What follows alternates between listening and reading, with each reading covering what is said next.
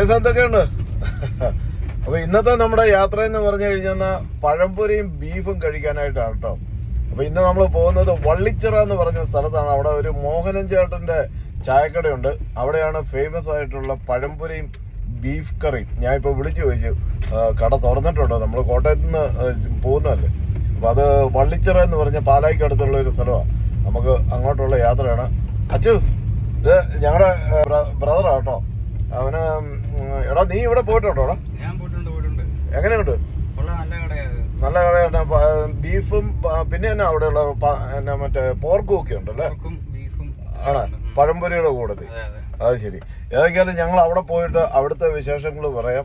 ഇവിടെ എക്സൈറ്റഡ് ആയിട്ട് നമ്മുടെ ഭാര്യ ഇങ്ങനെ ഇരിപ്പുണ്ട്. അപ്പം ഞങ്ങൾ 3 പേരും കൂടിയാണ് ഇന്ന് അങ്ങോട്ട് പോകുന്നത്. അവിടെ പോയി അവിടുത്തെ വിശേഷങ്ങളൊക്കെ കാണിക്കാം. ഓക്കെ.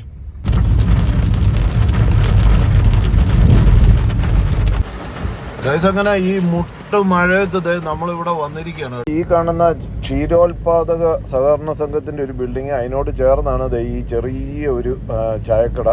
അപ്പോൾ ഇത് കാര്യം ചെറിയ ചായക്കടയാണെങ്കിലും പക്ഷേ ഇവിടുത്തെ ടേസ്റ്റ് അടിപൊളിയാട്ടോ.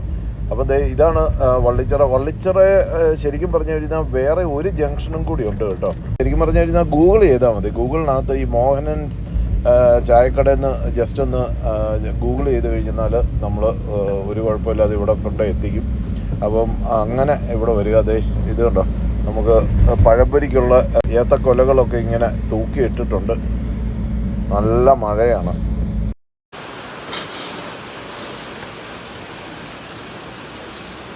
ഇത് ഇവിടെ തന്നെ വറുക്കുന്നുണ്ട്.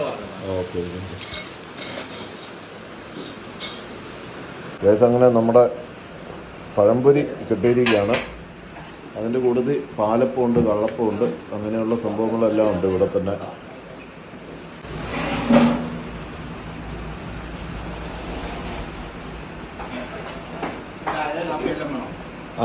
ഇത് പോർക്കല്ലേ? ഓക്കെ. നാടൻ കോഴി വേണ്ട, ചായ വേണം. അങ്ങനെ നമ്മുടെ പഴംപൊരിയും അതുപോലെ തന്നെ ബീഫ് കഴിച്ചുകൊണ്ടിരിക്കുകയാണ്. നല്ല സൂപ്പർ ഗ്രേവി കേട്ടോ. ഇത് വറുത്തരച്ച ബീഫിൻ്റെ കറിയാണ്. അതുപോലെ തന്നെ പോർക്ക് കറിയുണ്ട്, അത് സൂപ്പറാണ്. അപ്പം പാലായിൽ നിന്ന് കോഴായിക്ക് പോകുന്ന വഴിക്കാണ് ഈ ഒരു വള്ളിച്ചിറ എന്ന് പറഞ്ഞ ജംഗ്ഷനിലാണ് ഈ ഹോട്ടലുള്ളത്. ഒരു ചെറിയൊരു സെറ്റപ്പാണ്, പക്ഷേ ടേസ്റ്റ് അപാര ടേസ്റ്റാണ്. റെക്കമെൻഡ്.